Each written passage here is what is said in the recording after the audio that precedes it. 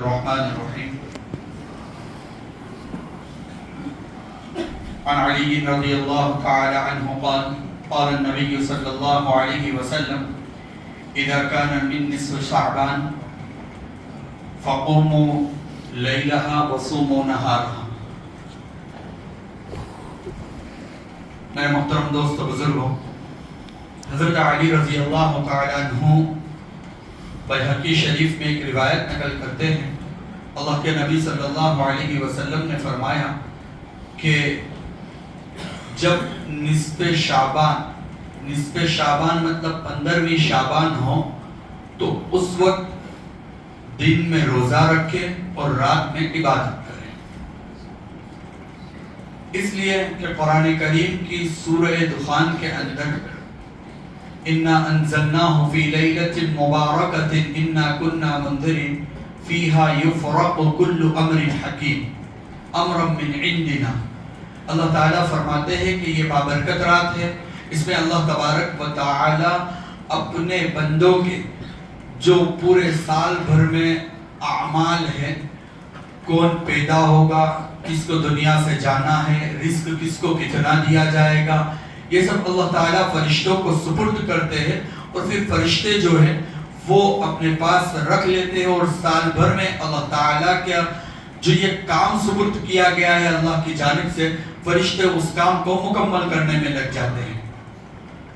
اور ایک حدیث پاک میں ہے کہ 5 راتوں کی جو خصوصیات بتائی گئی ہے، جیسے عید کی رات ہے، اسی طریقے سے عرفہ کی رات ہے، اس میں ایک رات یہ بھی ہے کہ نصف شعبان کی جو رات ہے، یعنی 15ویں شعبان کی جو رات ہے، اس کے اندر اللہ تبارک و تعالی آسمانی دنیا پر سورج غروب ہوتے ہی آسمانی دنیا پر آ کر ایک اعلان فرماتے ہیں.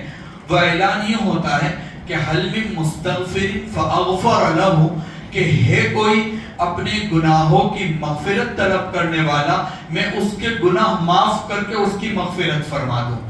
دوسرا اعلان یہ ہوتا ہے کہ ہے کوئی پریشان زدہ، مصیبت زدہ، ہم اس کی مصیبت کو دور فرما دیں گے. تیسرا اعلان یہ ہوتا ہے کوئی رزق کا طلب کرنے والا، ہم اس کو رزق میں فراخی عطا کریں اور رزق عطا کر دیں گے، رزق دے دیں گے. یہ 3 اعلان بھی ہوتے ہیں. اب اللہ تعالیٰ کے یہاں سے اس رات میں رحمتیں عطا کی جاتی ہے، برکتیں عطا کی جاتی ہے، آفرز دی جاتی ہے کہ اگر کوئی تکلیف والا ہے ہمارے سامنے دست دراز کر لے، مانگ لے، ہم اس کو دے دینے کے لیے تیار ہیں. رزق کے معاملے میں اگر کوئی پریشان ہے وہ ہمارے سامنے آج مانگ لے، ہم دے دینے کے لیے تیار ہیں. ہے کوئی کسی بھی اعتبار سے پریشان، ہم اس کی پریشانی کو دور کرنے کے لیے تیار ہیں. دیکھیے، ایک اصول ہوتا ہے کہ بھئی جب کوئی نیا فارم بنتا ہے کسی بھی طرح کا ہو، ہمارے یہاں اگر کسی کے یہاں بچے کی ولادت ہوئی، اس وقت اس کا جب جنم داخلہ بنانے کا نمبر آتا ہے، برتھ سرٹیفکیٹ، تو اس وقت لوگ اس کو ایک صلاح یوں دیتے ہیں کہ بھئی اچھی طریقے سے، صحیح طریقے سے، سپیلنگ مسٹیک کے بغیر برابر لکھ لینا. یہ 1 ٹائم جب برابر بن جائے گا، اس کے بعد پھر اس کو سدھروانے میں بہت دھکے کھانے پڑیں گے. اللہ آج ہم تمام کا فیصلہ لکھنے والے ہیں، دعاؤں کے ذریعے اللہ سے اچھا فیصلہ لکھوا لے. بعد میں بھی وہ چینج ہو سکتا ہے، لا يرد القضاء الا الدعاء، دعا سے تقدیر اللہ بدلتا ہے، مگر فرسٹ ٹائم جو ہے جب لکھوانا ہی ہے تو پھر اللہ سے دعاؤں کے ذریعے اچھا لکھوا لے، اچھا مانگ لے، بہتری مانگ لے، سہولت مانگ لے، عافیت مانگ لے، اللہ کی رضامندی مانگ لے. آپ علیہ السلام کے طور و طریق اور آپ علیہ السلام جس طرح زندگی گزارنے کو کہہ کر گئے ہیں وہ زندگی مانگ لے. آج اللہ سے مانگ لیں گے، انشاءاللہ اللہ سال بھر بلکہ زندگی بھر کے لیے یہ لکھ لیں گے، ہمارے لیے آسان ہو جائے گا.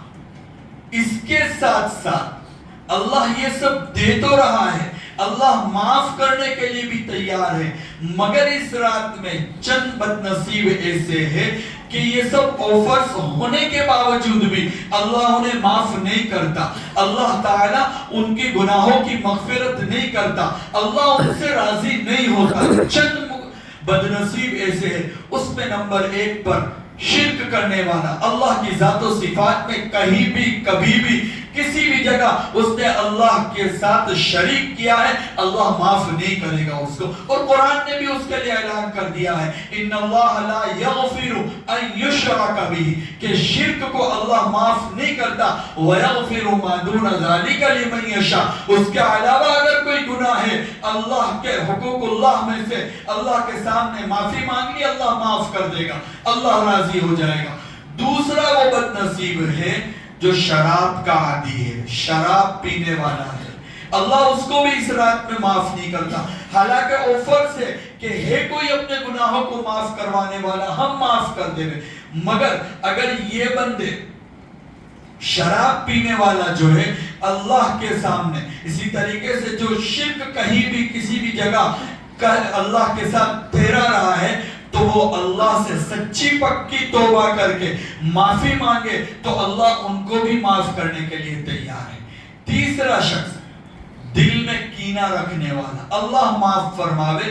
آج اتنا یہ معاملے میں امت اتنی تہ میں چلی گئی ہے کہ اندازہ تک نہیں ہے. اس لیے کہ آج لوگوں کو کسی نہ کسی کے لیے کچھ نہ کچھ دل میں بھرا ہوا ہے. دل صاف نہیں ہے. پاک ہے وہ سینہ جو کینے سے پاک ہے، بہتر ہے وہ سینہ جو کینے سے پاک ہے. تو دل میں کینہ رکھنے والے کو بھی اللہ تعالیٰ آج کی رات معاف نہیں کرتا، مگر یہ بھی سچے پکے دل سے توبہ کر لے ہوئے ہمیشہ کے لیے اس گناہ کو دل سے نکالنے کی اللہ کے سامنے عزم مصمم کر لے ہوئے اللہ معاف کر دے گا.